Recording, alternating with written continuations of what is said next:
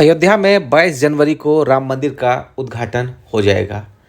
लेकिन उससे ठीक पहले वहाँ पर अयोध्या धाम के नाम से रेलवे स्टेशन का उद्घाटन पीएम मोदी की तरफ से किया गया और साथ ही जो वहाँ पर एयरपोर्ट है उसका भी उद्घाटन किया गया। और ये एकदम रिकॉर्ड समय में और 20 महीने के रिकॉर्ड समय में इसे तैयार किया गया है, जिसमें 821 एकड़ जो भूमि है अयोध्या के लिए यूपी सरकार ने मुहैया कराई थी। अब इस एयरपोर्ट का जो अयोध्या एयरपोर्ट का नाम रखा गया है वाल्मीकि। सवाल उठ रहा है कि वाल्मीकि क्यों नाम रखा गया है। महर्षि वाल्मीकि इंटरनेशनल एयरपोर्ट अयोध्या धाम, तो ये नाम रखा गया है। सवाल उठ रहा है कि वहाँ पर इस एयरपोर्ट का नाम ऐसा क्यों रखा गया महर्षि वाल्मीकि के नाम पर, क्योंकि बीजेपी ऐसा करके क्या कुछ साबित करना चाह रही है, क्योंकि इसको एकदम लास्ट वक्त में नाम बदला गया है। विपक्षी दल इसे राजनीति से जोड़कर देख रहे हैं, जबकि बीजेपी जो है वो पूरी तरीके से इसको, क्योंकि इससे पहले इस एयरपोर्ट का नाम मर्यादा पुरुषोत्तम श्री राम इंटरनेशनल एयरपोर्ट कहा जाता था।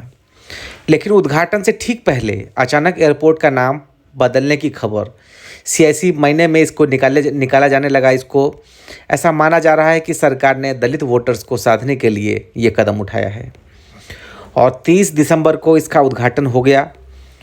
महर्षि वाल्मीकि को देश में बड़ी संख्या में लोग पूजते हैं, विशेषकर दलितों में बड़ी संख्या में अनुयायी है। अब इस फैसले के बाद सरकार के दाव को एक बड़े वर्ग को साधने के तौर पर इसे देखा जा रहा है।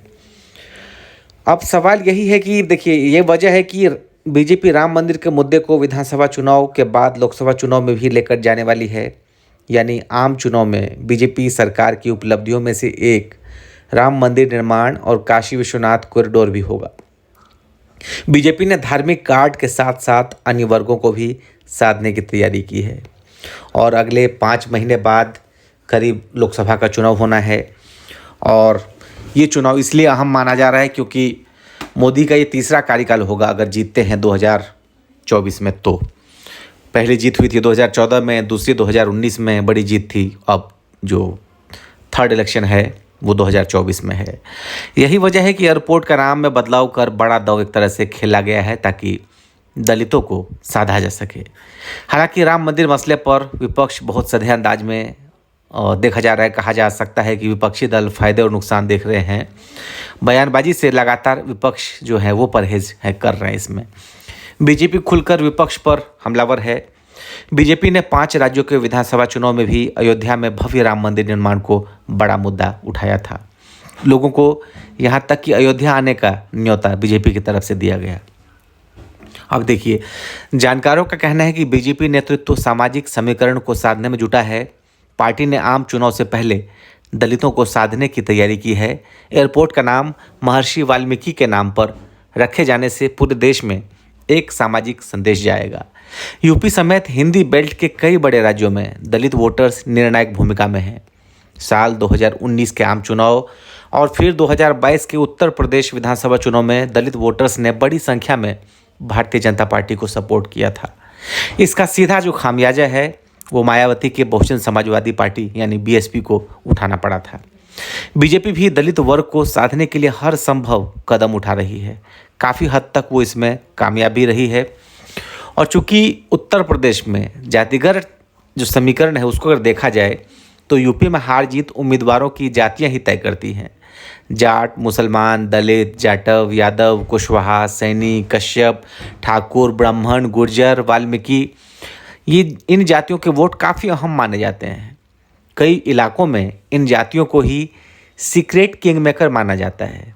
इन जातियों को साधने के लिए सभी पार्टियां हर संभव कोशिश करती रहती हैं। उत्तर प्रदेश में दलित मतदाता 21% है, जबकि पश्चिमी यूपी में 26% के करीब वोटर है, जिनमें 80% जाटव शामिल है। उत्तर प्रदेश में वाल्मीकि समुदाय के वोटर्स की संख्या काफ़ी ज़्यादा है। ख़ास तौर पर पश्चिमी यूपी के मेरठ, नोएडा, बागपत, गाज़ियाबाद, बुलंदशहर, अलीगढ़, हाथरस, रामपुर, आगरा जिलों में वाल्मीकि काफ़ी समुदाय हैं, काफ़ी संख्या में है। इसके अलावा यूपी के अन्य जिलों में भी वाल्मीकि समुदाय का प्रभाव है। बीजेपी और संघ ने वाल्मीकि समुदाय के बीच अच्छा खासा काम किया है, जिसके चलते ये बीजेपी के हार्डकोर वोटर माने जा रहे हैं। हालांकि विपक्ष की ओर से समाजवादी पार्टी और कांग्रेस भी वाल्मीकि समुदाय के बीच सेंधमारी करने की लगातार अपनी कोशिशें करती रहती है।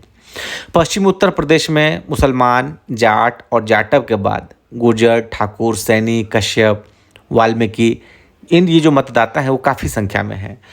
जो दल जातियों को साधने में सफल रहते हैं उनकी वहाँ पर चुनावी जीत लगभग तय मानी जाती है। अब सवाल ये है कि ये जो उत्तर प्रदेश में एयरपोर्ट का विस्तार हुआ है तो 20 महीने के रिकॉर्ड समय में ये बना है, तो इसको लेकर के आपको बताएं कि इसमें सबसे ख़ास बात यह है कि इससे अधिक से अधिक यात्रियों की संख्या में आवाजाही बढ़ेगी, अयोध्या में कनेक्टिविटी का विस्तार होगा। और इसके अलावा जो है यहाँ पर AII के अध्यक्ष बताते हैं कि इस हवाई अड्डे पर टर्मिनल के विस्तार की संभावना होगी यहाँ पर, कि हवाई मार्ग से लोग अयोध्या पहुँचेंगे। बिल्कुल सही बात है, क्योंकि जब अयोध्या में राम मंदिर का उद्घाटन होगा उसके बाद कनेक्टिविटी का विस्तार होगा, वहाँ पे एक टूरिज़्म जो है वो बढ़ेगा। क्योंकि ज़मीन में आग तो पहले लग चुकी है, वहाँ पर काफ़ी कॉस्टली ज़मीन हो गई है। वहाँ पर एयरपोर्ट बन गया, जो रेलवे धाम है अयोध्या रेलवे धाम एक तरीके से उसका बनाया गया है वहाँ पर। तो एक हर तरीके से उसको जोड़ा जा रहा है ताकि चाहे पश्चिम हो, दक्षिण हो, कोई भी भारत के किसी भी हिस्सा हो, उसको अयोध्या से जोड़ा जा सके। हमने देखा कि कैसे यहाँ पर 1990 में बाबरी मस्जिद को ढहा दी गई थी वहाँ पर 6 दिसंबर को, जिसको शहीदी दिवस के तौर पे भी मनाया जाता है इसको। उसके बाद देश भर में पूरे राइट्स हुए थे, दंगा हुआ था। और मुंबई में उसके बाद हमने देखा कि सीरियल ब्लास्ट हुआ था, सैकड़ों लोग मरे थे, दाऊद इब्राहिम का नाम आया था। बाद में दाऊद को पाकिस्तान भागना पड़ा था यहाँ से। अभी भी दाऊद पाकिस्तान में है, हालांकि पाकिस्तान मानता नहीं है कि वहाँ पर है।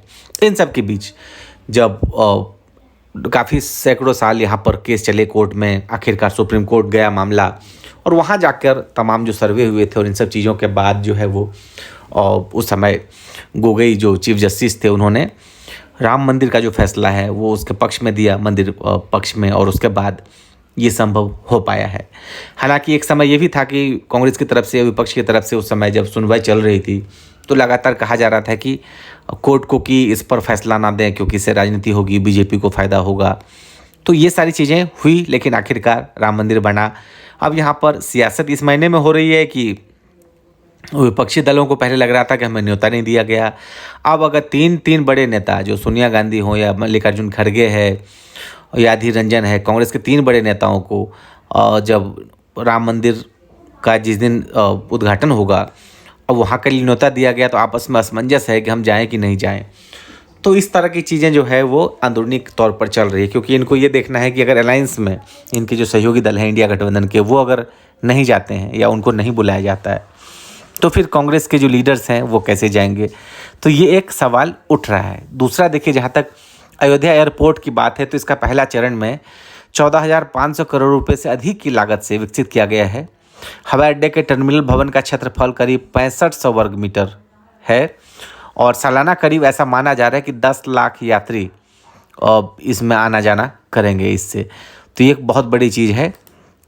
दूसरा, पीएम मोदी ने जब इसका उद्घाटन किया वहाँ पर तो 15,700 करोड़ के 46 परियोजनाओं का लोकार्पण और शिलान्यास किया उन्होंने। इसके अलावा अयोध्या में रेलवे धाम का उद्घाटन हुआ। अयोध्या धाम जंक्शन में 6 वंदे भारत और 2 अमृत भारत ट्रेनों को हरी झंडी दी गई।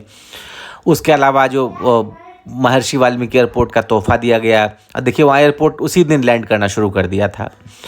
तो ये सारी चीज़ें हुई। उसके बाद पीएम ने अयोध्या में करीब 15 किलोमीटर का रोड शो किया और ये 22 जनवरी को होने वाले राम मंदिर प्राण प्रतिष्ठा से पहले पीएम मोदी का एक अहम दौरा था अयोध्या का। और सबसे बड़ी बात यहाँ पर यह है कि यहाँ पर जो अयोध्या भूमि विवाद के मामले में जो पूर्व वादी थे इकबाल अंसारी, उन्होंने प्रधानमंत्री मोदी के काफिले पर फूल बरसाए और अयोध्या वासियों ने पीएम मोदी का बड़ा शानदार तरीके से स्वागत किया। पीएम मोदी ने इस मौके पर कहा कि आज पूरी दुनिया उत्सुकता के साथ 22 जनवरी के ऐतिहासिक क्षण का इंतजार कर रही है। ऐसे में अयोध्या वासियों में ये उत्साह और उमंग स्वाभाविक है।